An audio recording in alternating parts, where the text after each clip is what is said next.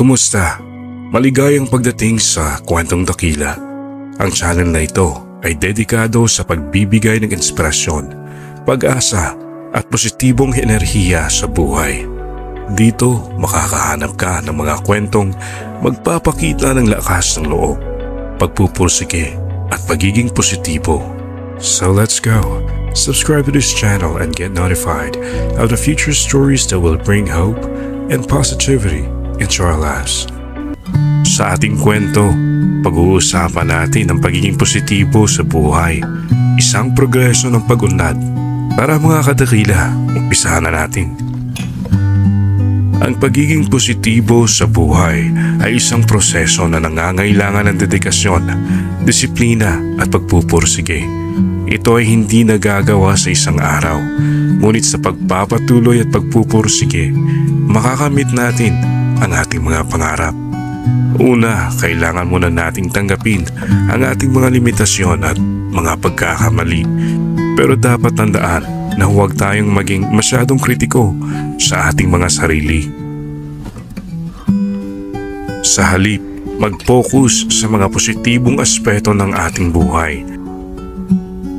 Ang pagtanggap sa ating mga limitasyon ay ang unang hakbang sa pagiging positibo. Ang pagiging positibo ay nagsisimula sa ating mga pag-iisip. Kailangan nating magkaroon ng positibong pag-iisip at pananaw sa buhay. Huwag tayong magpapadala sa mga negatibong saloobin at emosyon. Sa halip, mag-isip ng mga positibong bagay tulad ng ating mga tagumpay, mga biyaya at mga pangarap.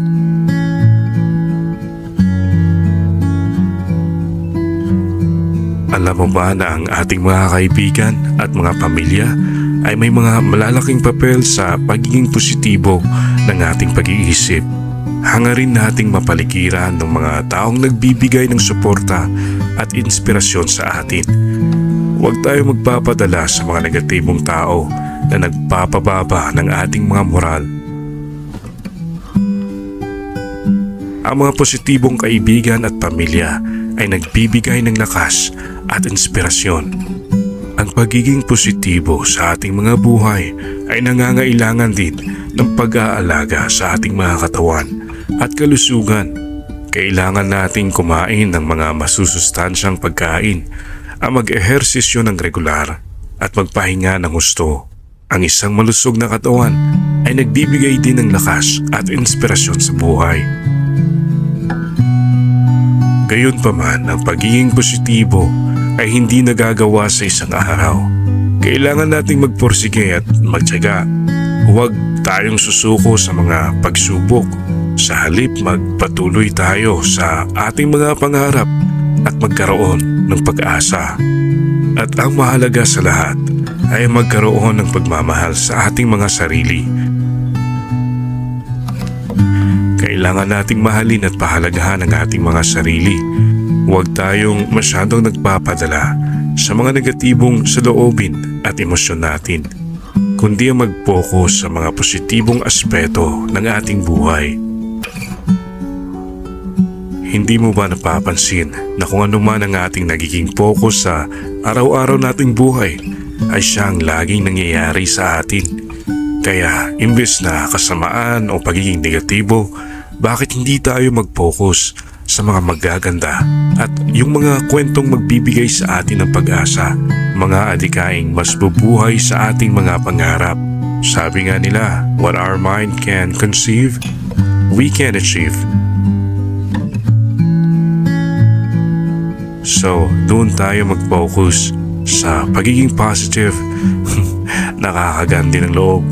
Pero hindi natin sinasabi na hindi tayo kumikilos at hindi natin hinaharap ang anuman mga hamon ng ating buhay.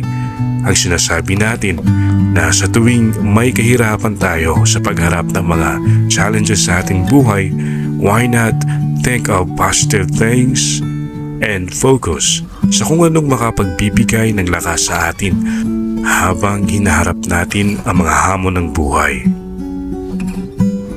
Sa mga mumunting paraan para tayo magpatuloy sa pagiging positibo sa ating buhay, una ay magkaroon ng mga positibong afirmasyon Halimbawa na dyan ang mga parati nating sinasabi sa ating sarili na kakayanin ko to, kinaya ko noon, kakayanin ko ulit.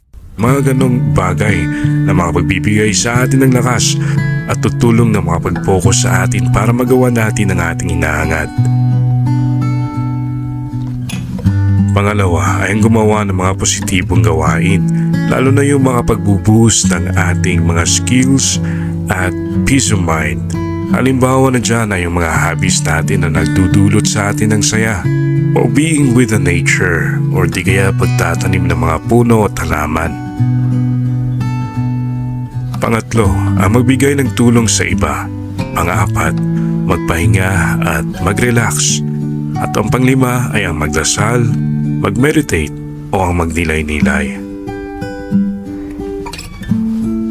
So ayon dito sa ating napag-usapan, ang mga benepisyo ng pagiging positibo sa buhay ay nagbibigay ng magandang kalusugan, magandang relasyon sa kapwa, may magandang pagtrabaho sa ating mga gawain at mas magandang buhay.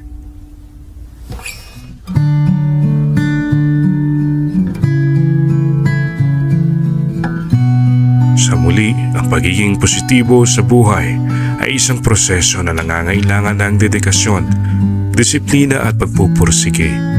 Ngunit sa pagpapatuloy at pagpupursige, makakamit natin ang ating mga pangarap. Huwag tayong susuko. Let's stay positive, mga kadakila.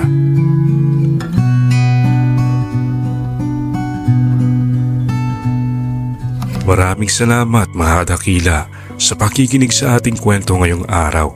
Naway nagdulot ito ng magandang inspirasyon at pag-asa sa pagiging positibo sa buhay. Don't forget to click the notification bell so you get notified every time the story is uploaded. Ito ang kwentong dakila. Hanggang sa uulitin, mga kadakila, mag-ingat kayo. Paalam.